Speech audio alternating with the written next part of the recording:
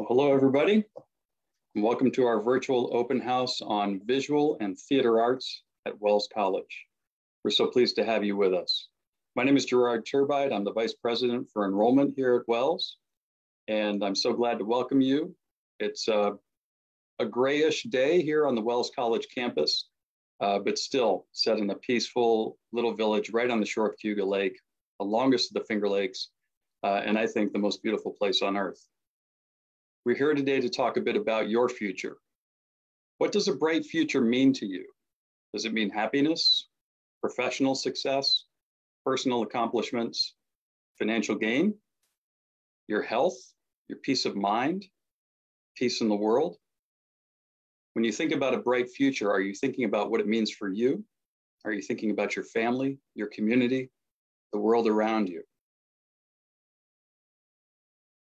Theater, visual arts, the way we communicate with one another and affect each other emotionally is an important part of that process. And we have today a panel of experts to work with us. We'll have a Q&A and chat function available. And as you think about what your bright future looks like, if you feel like it, maybe put that in the Q&A. What does a bright future mean? At Wells College, we're all about your bright future. We have a mission. Our mission is to teach you to think critically, to reason wisely, to act humanely as you cultivate your meaningful life. And now more than ever, organizations and people with that kind of mission are essential. And that's what I think about when I ponder about a bright future. At Wells, we can guarantee you unmatched personal attention. The student-to-faculty ratio is 9-to-1. We have individual advising to help you plan and prepare for your future. We offer a diverse range of academic programs. You have the ability to create your own major. We have an exploratory program for students who've yet to decide, all on a campus where everyone seems to know each other on a first name basis. Small is powerful, and Wells is a small college. We have fewer than 400 students, so we can do everything one student at a time. You'll have close, meaningful connections with faculty. We can assure you that you'll have access to our resources and our programs. We will hear your voice in and out of the classroom, and we care about you. We care about every one of our students. And before you know it, you'll be part of our network of Wells College alumni who span the globe, yet still consider Wells to be their home. We provide everything you'd expect from a top liberal arts college, stellar faculty, academic rigor, those things that help you develop the life of your mind. And our curriculum goes way beyond the liberal arts, blending real-world experiences. Every student at Wells pursues internships of one type or another, and you can actually do your first internship at the end next semester if you like. Our innovative programs offer interdisciplinary, career-oriented experiences, but whatever you choose to study, you'll gain the knowledge and the skills you need to succeed. And we're a community with over 150 years of rich history and traditions. A real living honor code that our students sign their names to when they join our family. And our Wells students and alumni seek to bring the principles of the honor code out into the world. Ask any Wells student or graduate whether they are odd or even, and you'll quickly see how our history and our traditions bind and connect generations of Wellsians. So you're on an exciting journey, about to make one of the most important decisions ever, which college will prepare you for your future. Your college education is an investment, and you'd be hard-pressed to find a better value than that of a Wells College education, a nationally recognized private college combining liberal arts with real-world experience, a breathtaking campus environment, a small, inclusive, and surprisingly diverse community. And Wells College's net cost is among the lowest of like institutions. And we are open. As we speak, students are here on our campus. They're attending classes in person. They're eating in the dining hall food. They're engaged in various activities.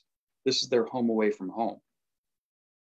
And we're offering in-person campus visits throughout each week, including Friday and Saturday Destination Wells programs. Our visits are properly socially distant, and we look forward to safely welcoming you to campus. So let's now have a meaningful conversation about Wells College and your bright future.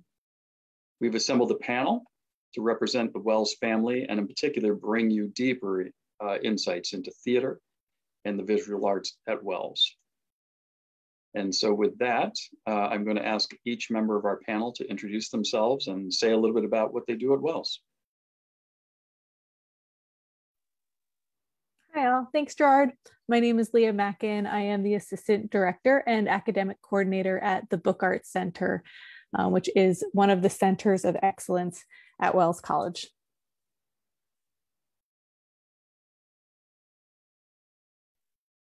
Hi, my name is Susie Easter. I'm a professor of theater at Wells, and I teach classes ranging from directing to acting to theater history to Shakespeare.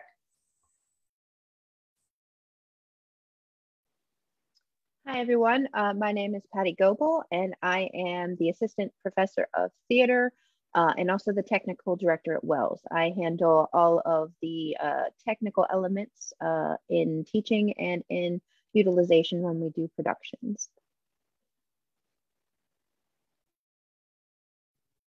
Hi, everybody. My name is Tara Cohn.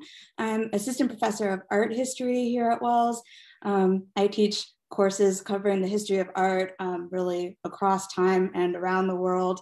My own research is in modern and contemporary art, and I publish in the history of photography. And I am really excited about the opportunities that I have here at Wells to work closely with students from a wide range of majors, but also specifically in the visual arts, to help them place their own artistic practice within a broader historical trajectory. Hi everyone, I'm Allie Collins. I'm a recent grad, so I just graduated this past May. While I was at Wells, I was a theater and dance student. I did a lot of different things in the theater department, from performing to stage managing. I helped build sets. And so since I've graduated, I have done a virtual marketing assistantship with Walking on Water Productions here in Ithaca. And then since that has ended, I've moved on and I've just started doing an online program with NYU Tisch, which is an industry essentials program. It's been a really interesting transition to doing everything theater online, but I'm really thankful to be here.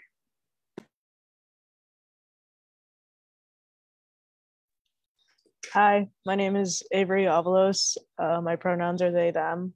I'm a junior and a visual studio art major with a minor in psychology. Wells gives you a lot more opportunities than you actually expect it will. And you can get very specialized and have one-on-one treatment with professors that you never thought you could actually get.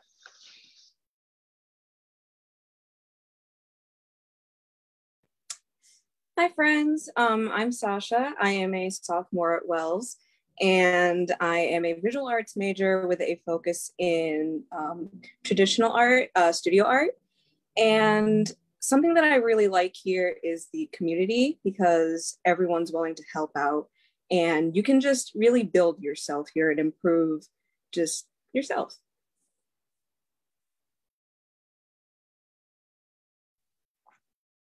So in addition to our panelists, we also have members of the admissions team in the chat available to answer any individual questions that you might have. And we look forward to taking your questions. You can do that, pose questions by placing them in the chat. And when you do that, if you would direct those questions to all panelists and attendees, that way everybody can see your question and we can be sure we get it answered. So to get things rolling here, I'm going to pose an initial question to Allie. And Allie, I'm wondering if you spoke a little bit about what you're doing currently, but if you can take us into detail about what it is you're doing and maybe reflect on how your experience at Wells prepared you for that. Absolutely. So as I said before, once I graduated, I did a social media marketing assistantship with Walking on Water Productions. And I actually made that contact with Priscilla Hummel through Wells. She had done a few workshops when I first met her, and since then she's taught a few classes there.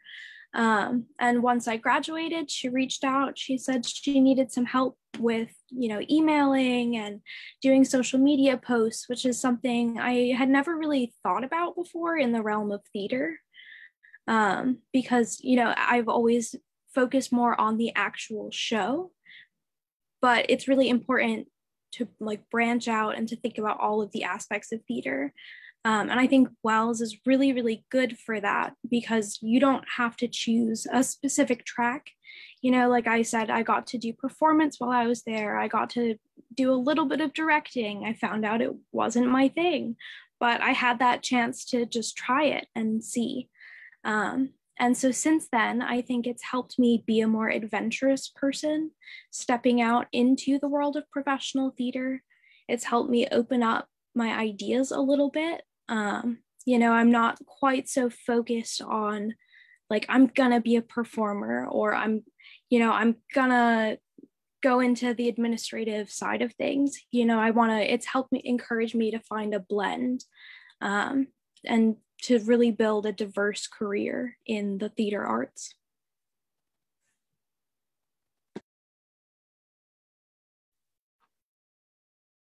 Thank you, Ali.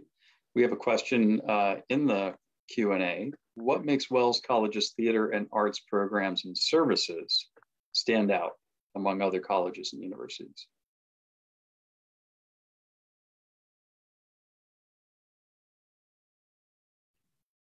I guess I can start speaking from a position of having taught at some other colleges and universities before coming to Wells. One thing that I find so actually incredible about being at Wells is that the student body is small enough that in my position as faculty, I actually have an opportunity to get to know not only the students that I work with, but also their work specifically. And as an art historian, that's been a very new and really amazing experience for me, because when I teach in art history classrooms, I can gear my lectures and sort of direct conversations towards specific students' work and artistic practice in a way that I've never been able to do at any other school. And I'll just give a quick example of that, which is that I teach a course for juniors and seniors on methods and theory in the visual arts. And part of that class involves studio visits, where I go and talk to the students about the work that they're doing in the studio and help them to build their research papers for that class based on finding very specific ways to bridge what they're doing in the studio with the way that our conversations in class have been going. And that for me has been a really amazing experience of being here. Speaking for the theater department, one of the things I always say about the theater is that we're small but mighty. We provide a lot of opportunities for our students to get seen, to be noticed. That doesn't happen at larger schools or different schools. For example, the show that we are doing in person next week for a limited audience of the Wells community, but also we'll be putting this show on YouTube afterwards for a wider audience to see. This show is part of something that's called the Farm Theaters College Collaboration Project. And the Farm Theater is a theater based in New York City that helps people as they're starting or early to mid-career theater artists. And so this particular play is a premiere. It was commissioned for Wells College. And it's called Greek Tragedy by Leah Romeo. And we are fortunate to have the artistic director of the Farm Theater Company come to Wells in person. He'll be offering 2 workshops next week, and we can make those links available to you all. And we've also had the opportunity to work virtually with the playwright, who listened to our ideas, who watched some rehearsals, who changed some lines because we made some suggestions to the play. And so those types of opportunities are here at Wells, and our students are being known by name by various producers and artists in New York City and beyond. Susie, just to follow up on that for a second, that sounds like an extraordinary opportunity. And I I think sometimes a lot of people, when they think about theater programs in general at colleges and universities, they may think ultra competitive in terms of admission and getting in, and then students kind of competing fiercely for parts in play or other roles. Can you talk about the difference here at Wells, and just what you were talking about before just kind of really raised that for me as a thing? Our program is welcome to every single student at Wells. We do not have auditions to be in the major or our classes. We do hold auditions for the shows, and students, do come and audition, and we choose the right students for the right roles. But I have to say, our program in and of itself is not a competition, but we train students to be competitive when they get out there. Once they are out there, they've been trained so well that they are acing the competition, I have to say. So we are really working with students here to understand what it means to audition for a role. But our students also get to be on stage their first year, as opposed to other programs where it could be their senior year before they get that one bit role in the back where they're barely seen. And from here, we have students just on stage from the beginning. The play that we're doing right now has 2 major roles in it, and they are both held by first-year students. Yeah, very cool. I don't want to lose sight of the initial question that we were going after here, which is about things that distinguish programs at Wells from other institutions. So I want to just leave some space for others on the panel to respond to that. I'd love to hop in and share some information about the Book Arts Center. Wells College is home to a standalone facility dedicated to the book arts. Centers like this are not rare in general, but they are rare on a college campus. So usually a book arts center or a space that's dedicated to book arts similar to Wells exists in big cities. Most big cities have this type of facility. On a college campus, and especially the size that Wells has, the Book Arts Center is really phenomenal. I say that because I think I had to lift my jaw up off the ground when I first walked in, when I arrived as a teaching fellow for the Victor Hammer Fellowship Program in 2018. The Book Arts Center is dedicated to the study of and the production of books as a form of art. We've got facilities for letterpress printing, paper making, dedicated space for binding of books and book production, physical making of published materials. In addition to a scriptorium dedicated to space that we can spread out and practice hand lettering and calligraphic skills. The coursework ranges from specific classes in these techniques to then some broader skill sets of working on full-length book projects or ways to incorporate book typography and design into other elements. And thinking about some of the ways, Allie, you mentioned the interdisciplinary study that you experienced at Wells really informed that flexibility and adaptability that you have now as a fully functioning human in the world. Appreciate that. And I think that some of those skills are exactly the kinds of things that we can learn and practice in the hands-on coursework in the book arts and studio arts in particular. I can chime in if that's okay. I recently was on a panel for SCTC, and in talking to them, the panel was based upon small institutions in technical theater. And we were the only one that I've spoken to within that conference that had in-person theater in last fall and in this spring, because we're so secluded and small and able to fight the pandemic better than other institutions. We have more ability to be in person, do more hands-on activities at this point in time. What's great about our facility specifically is Phipps Auditorium, which you will see back behind me, is our proscenium space. And it is open for students to come in groups such as dance collective, a theater club, etc., to come in and use it.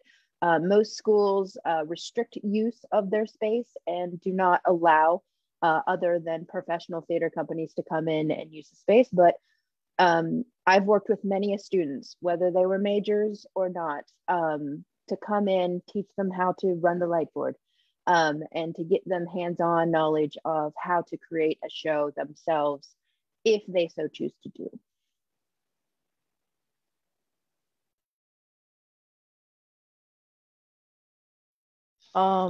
I guess I can add some for studio art. So one of the main things that I found about Wells is that as long as you have a professor by your side, you can kind of make up any class that you want to take. So as long as the professor is willing to work with you on creating the schedule, then you can create any independent study that you want. And also, like, I know a lot of other institutions have artists come and visit and do like artist talk, but one of the things about Wells that I've noticed is that we get to like actually talk with the artists in a lot of our classes, whether it be like our hands-on studio art classes or it be our art history classes. We actually get to have like a one-on-one conversation almost with each artist that comes in. And so that gives like way more opportunity than some of the bigger institutions where that's not always possible. Also, going off of what Avery said, is with the visual arts department, you can also experience art in different ways. So like before the pandemic, we actually got to go to an art museum in, I think it's called Mass MoCA. And we got to just go through and like spend the day there. And we got to like have conversations just about what we experienced, and just, it provides a space where students can also gain inspiration by like experiencing different things, whether it's talking to artists themselves or going to the museum.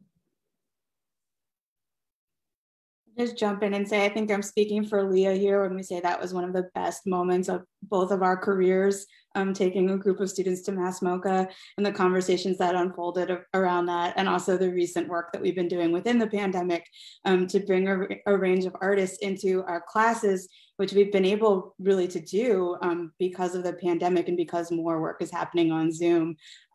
So Leah and I are team teaching a course right now called Art and Activism that both Sasha and Avery are taking. And that course, I think, has just been a beautiful collaboration and an opportunity for our students to make work in an activist direction, which I think has been another real highlight for me of my career here at Wells.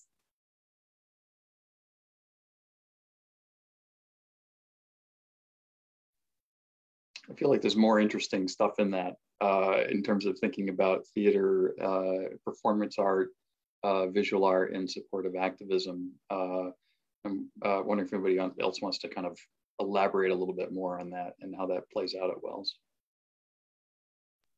I can hop in. So basically, in terms of like classes such as art and activism, the whole community just encourages a lot of collaboration between students and also professors. So technically, like, regardless of what kind of art class you're in, you have the ability to kind of share your ideas with others, and then also just collaborate. And it definitely improves just a student's ability to work with other people. Like it certainly helped me in terms of like group projects, because beforehand, I wasn't really good at group projects and stuff like that. But since being here at Wells and collaborating with different artists and such, I definitely think I've seen a change in that. It's a lot easier for me to work with others.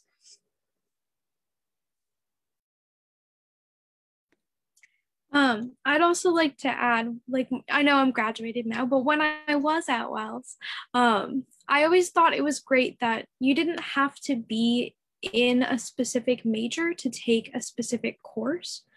You know, it's like, even though I was a theater major, I took a lot of history courses, which I always thought was really valuable to learn about, you know, and like I had a chance to take some art classes. I took some like history of the book type classes. I did some business stuff, you know, like you really get a chance to explore a lot of different things. And it's the same for other people like coming into the arts. So it's like, it's a very open program all around, because even if you're not, you know, if you wouldn't consider yourself an artist, you know, like you can still take an art class and learn about it and get better and, you know, find your own voice. And you don't have to be an art major to be an artist at Wells. Yeah, I agree with Allie. Like a lot of what like the studio art and art history as well is a lot of finding yourself and how you fit in rather than making you fit in. So it's very adaptable to who you are as a person. I mean, I know I've taken a lot of sociology classes based around gender, and that's just because that's the kind of art I like to do. And I was able to take those when I technically shouldn't have, but the professors let me. So like, that's also another thing about Wells, is that professors actually care. And you could, like, I know I've emailed Cone at like midnight before and got a response at 2 a.m. And like professors actually show you that they will like be there for you, and they will show up to whatever you need them to show up to.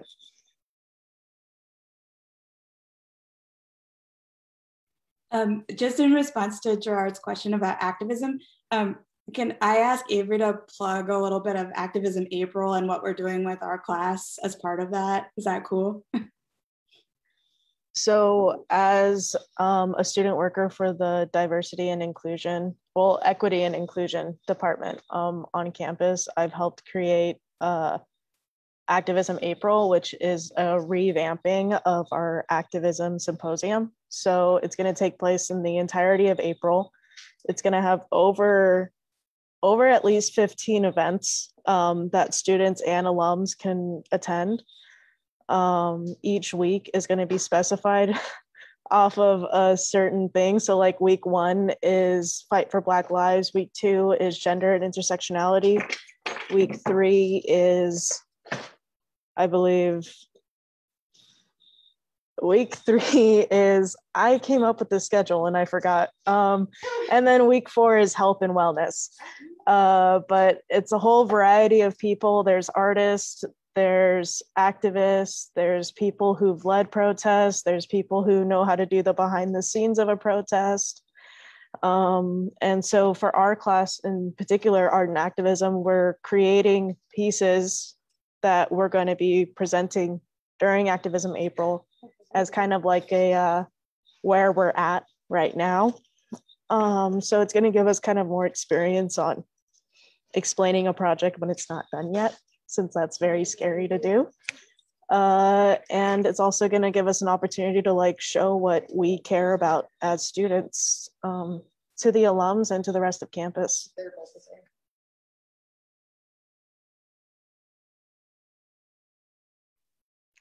That is very cool. And several things like swirling around in my mind right now, but one is just, you know, I think sometimes performing arts, visual arts can get a rap as being something that's, what are you accomplishing? And this is, whereas in my estimation, few things are accomplished without music, without theater, without artistic expression, but in particular, directing that in a way that affects change in the world is, I think, really profound. The other thought I was having was about just how this extends much beyond, even beyond the programs that we're talking about, but about the liberal arts in general. And there's this mythology out there that major equals career.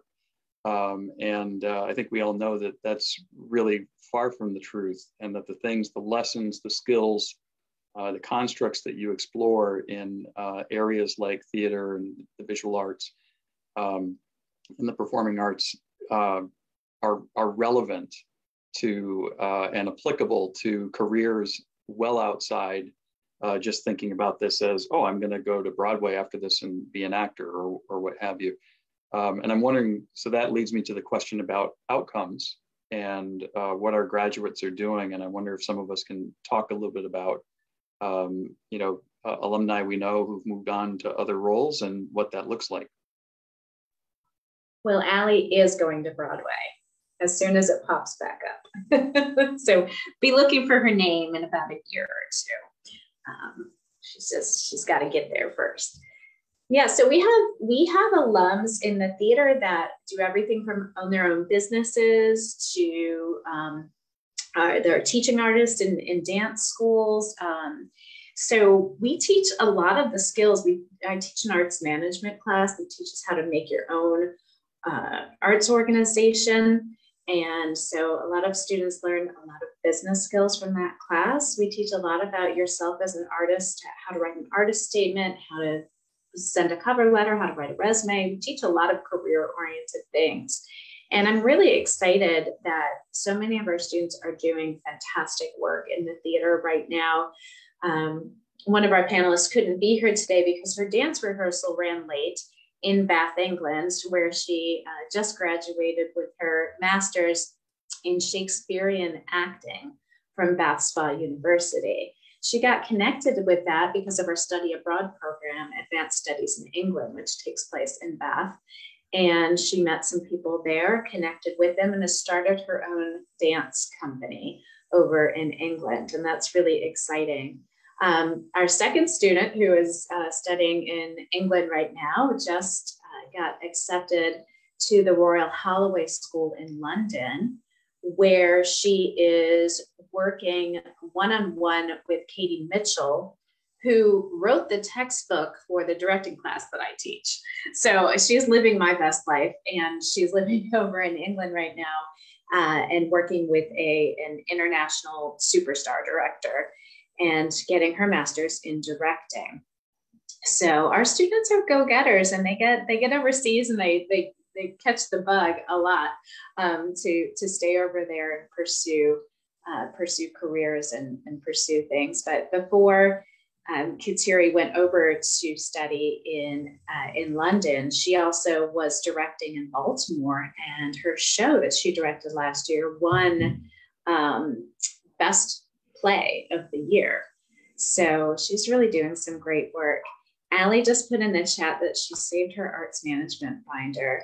This makes my heart happy. She said it was an amazing tool for her assistantship. So great, Allie. That's so great. I love it. And our students are doing lots of other things, but I'm hitting some highlights right now. Another student is finishing up at Juilliard in the playwriting program. He came to Wells never having written a play before, and when he arrived, he said, I want to write plays. And I said, okay, we don't teach playwriting, but let's see how we can make that happen. And by the time he graduated, he had produced, I think, 4 of his own plays, one of them over in England with the Advanced Studies in England program. And now he's finishing up at Juilliard.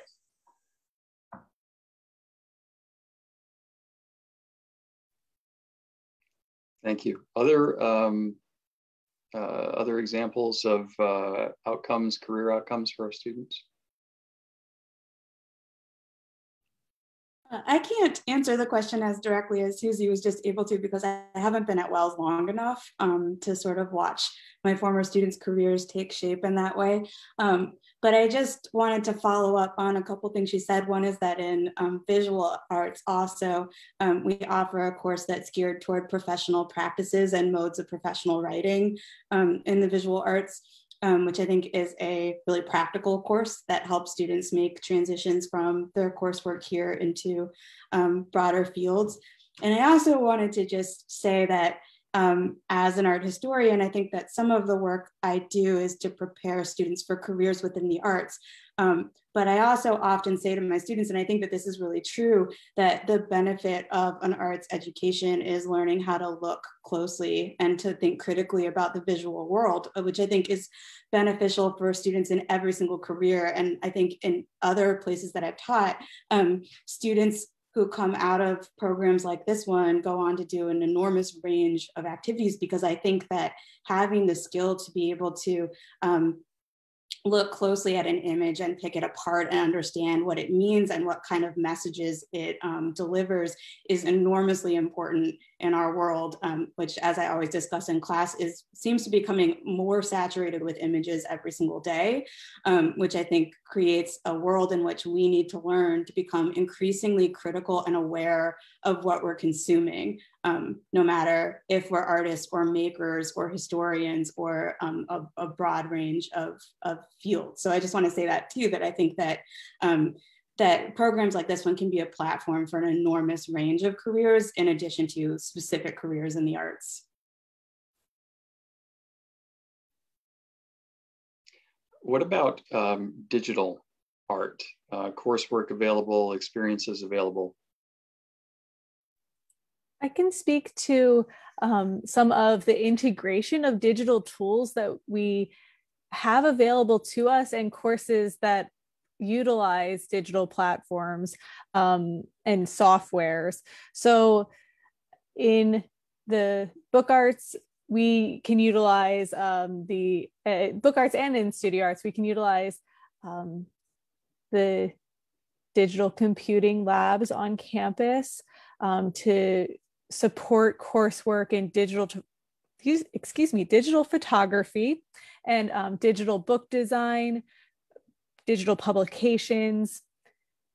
We also have coursework that's supported by some other technologies, including a laser cutter and 3D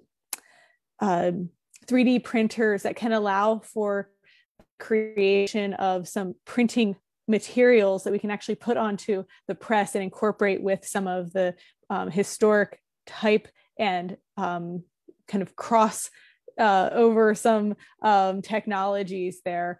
I get really excited about integrating students' digital design work into some of those analog processes, thinking about like the ever expanding toolkits that we can build as artists and how digital applications can be one more thing in this growing pile of skills. Yeah, I did see that question come in. I'm glad that we could address it. Can I add on top of that is that one of the things about the studio art classes is, unless you're in a class that says like darkroom film photography, you are not allowed to use digital. But if you're in any other class, you can kind of do whatever you want as long as it fulfills the assignment. And the professors love when you do whatever you want. They especially love when you bring in things that they've never done before, because then they get to experiment with you. So like digital wise, you're able to do almost anything that you want and anything that you can get your hands on. For classes specifically, we have a digital book design right now, which is actually really fun. And gives you a totally different perspective and is also really adaptive to like the course like week schedule. But yeah, so for digital art specifically, you have unlimited chances to do it.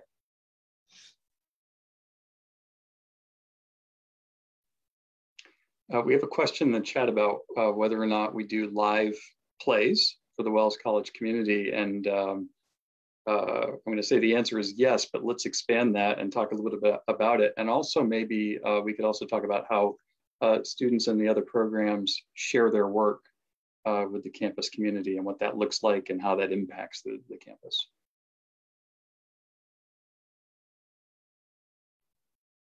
Take it, Patty. I've been talking. I'm on it. So we have a show coming up. We were allowed to do an in-person performance in the fall, and now we're doing our spring performance. Let's see, this weekend's tech, next weekend we open. And of course, it's for a limited audience capacity, and those folks that teach and that work and are students on campus. But we are doing a work that we have the ability to share with the campus community and friends and family as a whole. So we will be videotaping it and allowing students to share that with their families. Outside of that, not necessarily live plays, but students have the opportunity to work their own pieces, etc., through class-based assignments and through just general curiosity, using the dance studio or FIPS auditorium to create anything they would like to do. And we allow them the access to that space as they need it. And I think that's a real opportunity for them to branch out and to learn all that it takes in every aspect of a show. I'm going to jump in and say the reason we're able to share this particular show that we're directing now is that we have full permission from the playwright to tape it and put it on YouTube. We don't always get to do that just because of different rights holders and different authors. But because our last two shows, the first one was in the public domain, and this one is commissioned for us, we're allowed to share these, and that's really exciting. But as Avery was saying, we love it when students want to come in and experiment. And, you know, as faculty, we're like, yes, what are you working on? Let's help you and show you a space and talk to you about it so that you can work on it. We've also done really well COVID-wise, potting up nicely with our group. We are working masks into the production. Our last production, it was a lot easier because we actually did classic theater that uses masks. So we had a Greek theater, Commedia dell'arte, all types of theater that actually uses masks. This one, we're stretching it a little bit because it is a contemporary brand new play about social media and social influencers. So we're ordering some clear masks for our leads, and then our other players in the show have very interesting comical masks that are happening.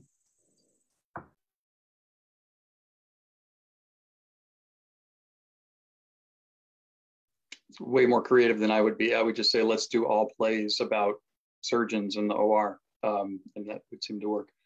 Darn it, I hadn't thought about that one, Gerard. Okay, well, there you go. Let's get on that, Patty. Surgeons in the OR. What about our visual arts students and kind of presenting their work and sharing that with the community or book arts? How does that play out? I'll let Sasha go. I've been talking a lot. Sorry. So there are a variety of ways that artworks can be shared throughout campus. Before COVID, we had our string room gallery events and then just the gallery that's on campus.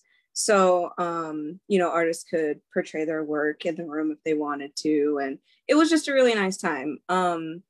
Now that COVID is a thing, unfortunately, that's not possible. However, we are able to do like virtual art galleries, which I'm currently doing an internship with for a gallery that's in Portland. So that way we could just kind of work around the struggles of not being able to see art pieces in person, and we can do them like just virtual reality wise. And I think it's really cool. And then artwork can also be shared just like in the form of events, like, you know, the activism events that are going to be happening in April. But yeah, there's quite a few ways to get your art out there, even if it's just like taking your art and like posting it on, you know, social media and whatnot, because we do have like a portion of the school, like Collegiate, for example, they have an Instagram account, and like they instantly take notice if you post something that, you know, is art and they enjoy. But yeah. I also want to add that if you look behind Allie, you will see like a letterpress print, which when letterpress print is on campus, you will find them everywhere. They will be on radiators. Well, not radiators, that would be bad, but like they'll just be on ceilings and walls and bathroom stalls and the trash rooms, and you're just like, why are you here? But they're everywhere, and that's kind of what other people do too, whether they mean to or not. You'll just see our stuff no matter where you look. You have no choice. Other schools have graffiti, we have letterpress printing, I mean. Yeah, letterpress printed posters that just dot the landscape. Avery, thanks for pointing out the print in the background. And Allie, that was a student, Robert Patzer, in fall 2019. I believe he made that poster for a project that was specifically about getting their printed works out into the landscape in some way. That particular poster is the largest poster size, the paper size that we can fit through the largest press in the Book Art Center. And I'm happy to report it still is facing out on one of the windows of Morgan Hall right now. You can find it. I just wanted to add quickly that like the theater department, we're having to juggle the limitations of COVID and social distancing, but typically we do have student exhibitions in a more official capacity, as well as the beautiful littering of prints all over campus, which I personally love as well.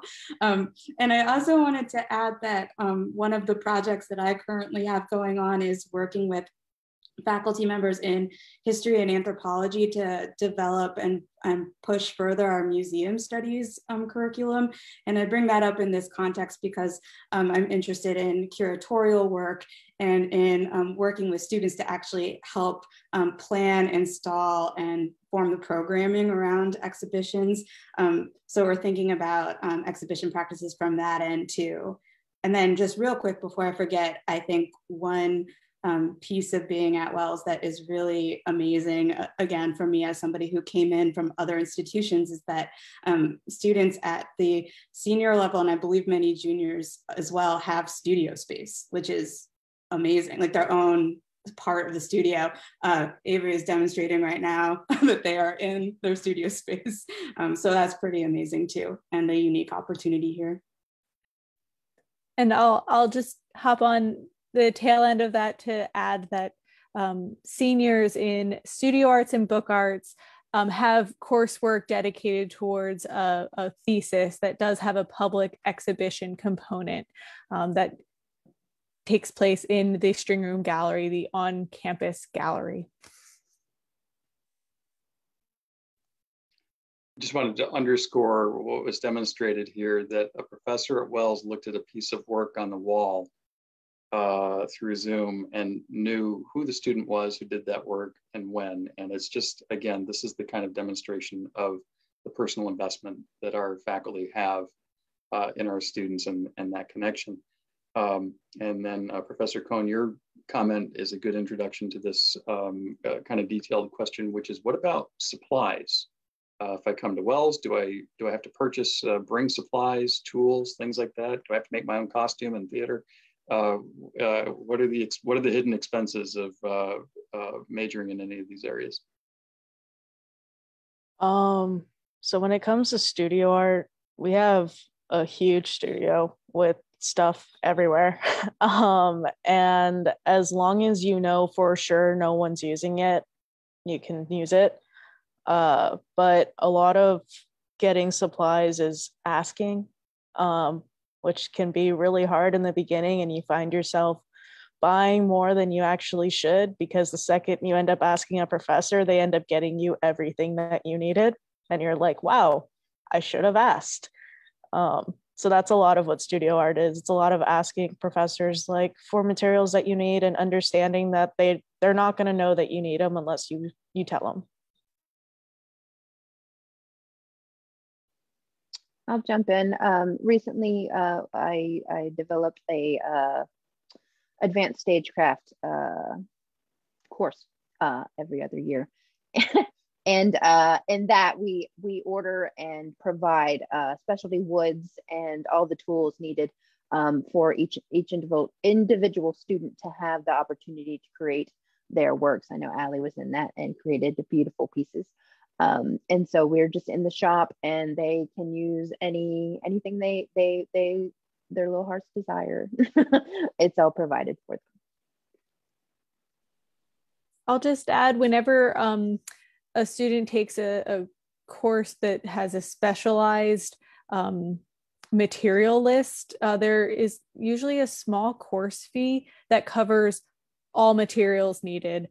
So the any specialized tools or consumable materials in those courses, that's all taken into account from the course fee. Avery is correct to say that often with specialized projects or other projects and other coursework, if materials are needed, we either likely have them stored. I'm thinking about the drawers, flat files full of beautiful paper in the Book Art Center that we have available for student projects, or we can get them, and we're happy to support that kind of material research that's really integral for studio and book art's hands-on understanding of how those materials work.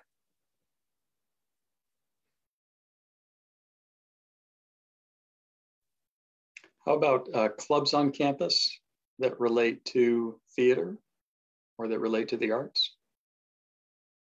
Sure, we have a ton of clubs on campus. Sometimes it depends on the student leadership who revives them. Some year there's lots, and some year, there are less, but you can start a club for anything that you want on campus as long as you follow the rules about having a treasurer, attending meetings.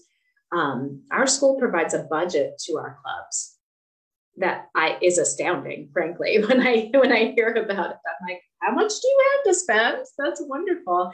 And so our clubs, they do have to provide budgets and account for the money and things like that, but they are given budgets to do things. So currently we have the Prodigy dance group. It's a step dance, which blows me away every single year. We have Dance Collective, which is made up of a bunch of different choreographers or brand new choreographers doing different dance pieces. I don't know what other clubs in theater and dance have been revived for this year in particular, but also at other times we have a drama club, we have a burlesque club, we have a cappella groups on campus if you're interested in singing. We have groups that do that as well.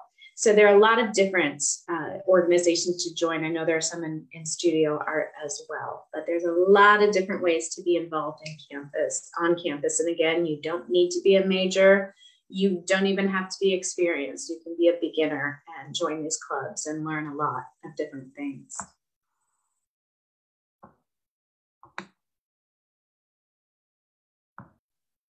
So we have a really nice question that I think a lot of you students, alum, and faculty alike would maybe like to respond to, and that is, why did you choose Wells? And then if you could look back, if you could somehow communicate back to yourself when you were a senior in high school, what would you tell yourself? I could answer that question. So I chose Wells because I wanted to find just a college that was small enough that I wouldn't be overwhelmed with people, because it was just an entirely new area and I was very nervous at that time. And what caught my attention was the community, which I think I mentioned earlier. Everyone seems to get along with each other for the most part. So I found it to be it would be a pretty good first choice for the most part. It's definitely, if I had to tell my high school self, because me in high school, I wouldn't have believed that I would make so many friends now, and that I wouldn't really you know, be so focused on a specific career, which is like tattooing and graphic design.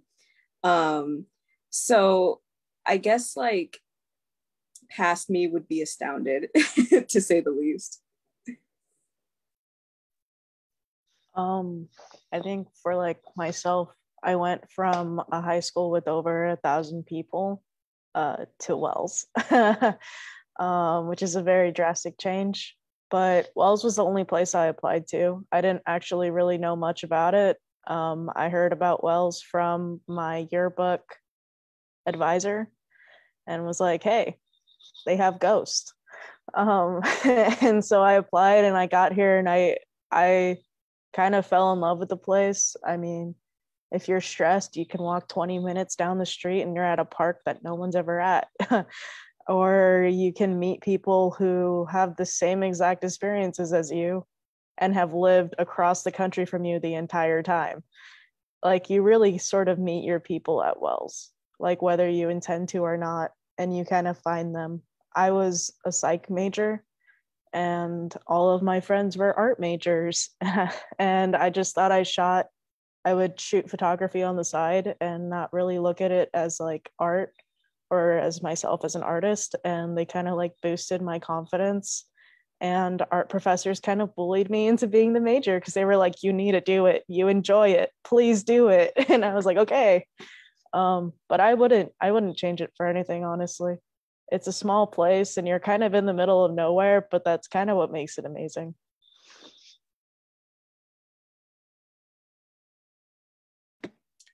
I know I chose Wells because it's small, because I wanted to be in a place where I could make connections with people, where I could actually get to know my professors, which I did, and I love them both. And, you know, I think looking back, I would tell myself not to worry so much, because it's not going to be what you think it's going to be, but it's going to be exactly what it should be. And it's going to be different for everyone. So you just have to kind of go with it and just go along for the ride and just, you know, just work hard and try to be true to yourself. Because if you're not enjoying what you're doing, then you're never going to feel like a success. And yeah, so I think Wells is a good place to really find what it is that makes you tick.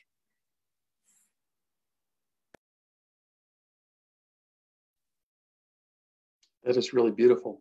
If I could, I would end the program on that note, but actually we have a question in the chat related to internships. And if we could talk a little bit about some of the internships that students in these programs pursue and how that works. So I know that for studio art, a lot of my friends have done internships at some like museums nearby, kids museums nearby, where they work directly with kids and like orchestrating like art programs and like running it through them. I'm gonna petition for my Activism April to be an internship because I created the logo and helped format a lot of the visual stuff for it. And I know that you can do almost anything that includes visual arts for your studio internship. So as long as like you're making something, it counts. Also, in terms of like internships for the arts department, I mostly got mine from just like asking around on campus, to be honest with you. Like, if you were to ask a professor, they might have connections that could connect you to an internship that you want to do. Like, a friend of mine graciously gave me the opportunity to help work at the gallery, which a Spanish professor runs on campus. So that was a really, really good opportunity for me. And then like once you get to know the professors and stuff like that, like they might even offer you an internship just working with them. I got that from a drawing and painting class last semester, which unfortunately I'm not taking this semester, but it's okay. But yeah, as long as like you just ask around and stuff, you'll find a connection somewhere. I think it's also important to mention that you can do TAs as internships, because I was going to be the TA for darkroom photography, but one of my classes interfered, but that would have been my internship credit. So yeah. When I was at Wells, I did an internship with Patty, and I actually got to help like organize all the set buildings. So I wasn't necessarily like, I didn't make the plans, but I would show up and I would organize the groups and like help execute the plan. So like sometimes Patty couldn't be there, and so I would show up and, you know, make sure that our stage floor got painted or things like that. And for my second internship, I went on the 2-week trip to London with Professor Easter, with Susie. And so we saw a bunch of different shows. We had to write a few papers while we were there, but it was worth it. And we like, you know, did some sightseeing, things like that. And so that was more of like an experiential learning thing as opposed to like an internship. But both of those count. So one of them was on campus, one of them was off campus. And those are kind of like the two requirements there, is that like one of them has to be a little bit bigger, a little bit more involved. Your first one can be a little bit smaller, and it doesn't have to be in your major. It's just, I know people who did an internship and realized they didn't like doing that thing at all, and then they completely changed their major, which is part of why the internships I think are so important and so helpful, because you might think you want to do something and it's better to find out sooner rather than later that you don't want to do that and try something new. We also have an internship coordinator on campus that can help you and work with you to find the right internship that matches. But a lot of times our students just go asking, and they'll ask their professors for connections. I know that I've connected several students to different theaters in the area to do internships. Patty had 2 students do a really interesting internship with USITT. Do you want to talk about that for a second, Patty?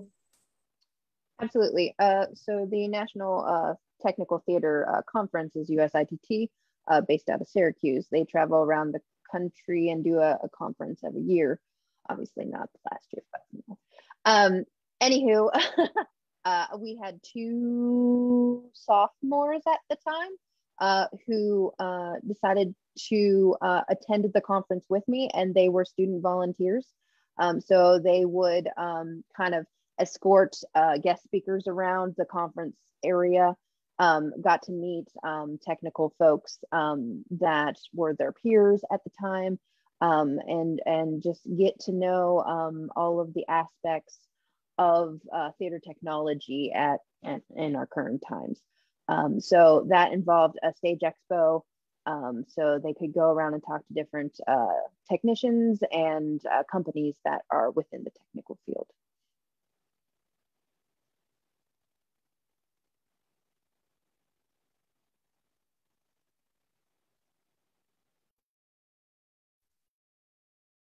Thank you all very much. I think we've covered questions from everybody, and really want to just say thanks to our panelists for their participation, and let me leave some space here for each person if you'd like to conclude. You know, we talked about before, Wells is a place rich in tradition and history, and in particular students and faculty and staff alike, I think, have favorites among those traditions on campus. And so I wonder, in closing, if folks want to mention maybe what their favorite tradition is, and or offer one last piece of advice to our audience. Definitely Odd Even has to be my utmost favorite. I actually participated in Oddline for actually like last year and this year.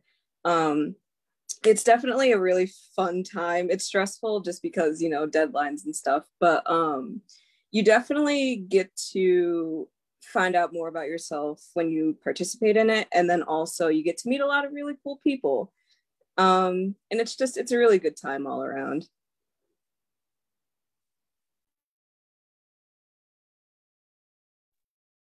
Favorite tradition, I would probably say champagne breakfast, which I'm very excited for next year. Because you finally get to be a senior and just have fun, which you're not going to have for the rest of your senior year. But Wells is awesome. I mean, you have a lot more opportunities. Speaking of which, I am late for my 3-person class. But thank you. Like, this was awesome. And it was nice hearing everyone else's like opinions on Wells and like how we all look at it and how amazing it's been for all of us.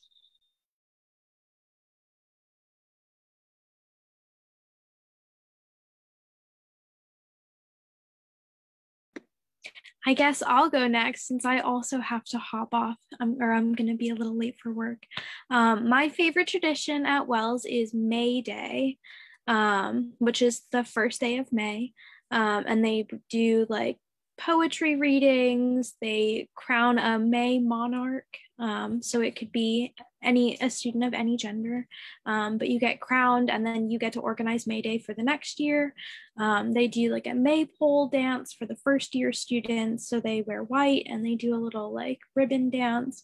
And I just think it's a really sweet ceremony. A lot of the professors come and we just kind of welcome in spring together, even though sometimes it's a little chilly, but it's worth it and it's beautiful and there's lots of flowers and poetry and it's great.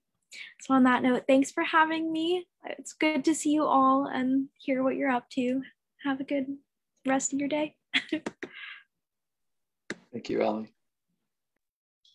This is not an official Wells tradition, but it feels like it is. So I've been at Wells for about 17 years now. And one of my favorite things is staying connected to our alums.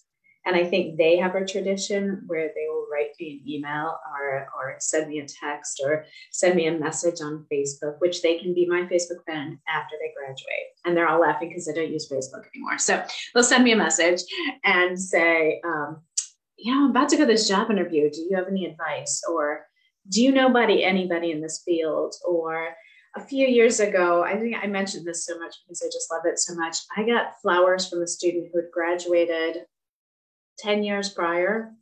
She sent me flowers and she said, thank you. I finally got my dream job. And it's because of Wells and because of you and because of the program.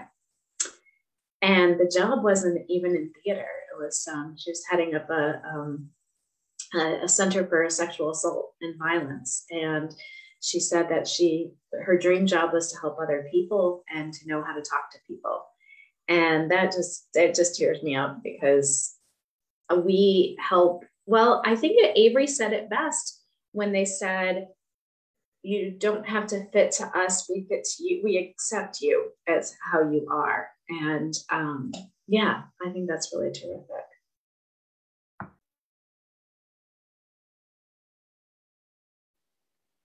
I'm on board with that. I receive summer messages that say, hey, help me, I'm trying to furnish my living room.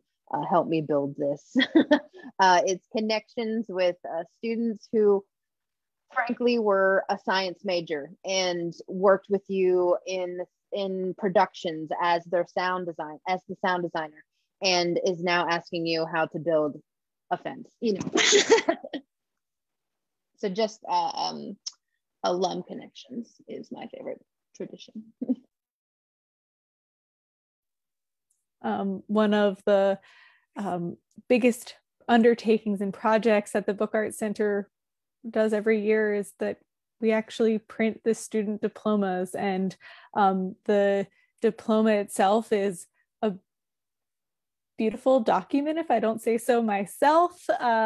It is unique and just a really well encapsulated object, this luscious paper, and the ink sits on it just so, a gilded seal of the college.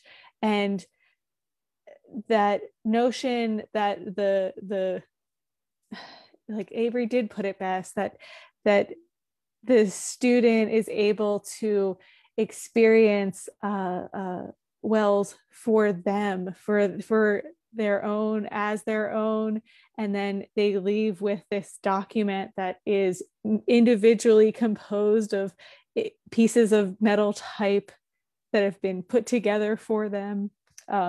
It's just a really special and significant tradition that I'm really happy to be part of. Yes, it's my turn. I've been thinking about how to answer this question as a person who tends to like bristle about traditions. I think that that's the artist in me who's like, no. But one thing that I've been thinking about as we've been winding down the conversation is how amazed I have been by the resilience of this community within the pandemic, which is something that's come up several times in this conversation.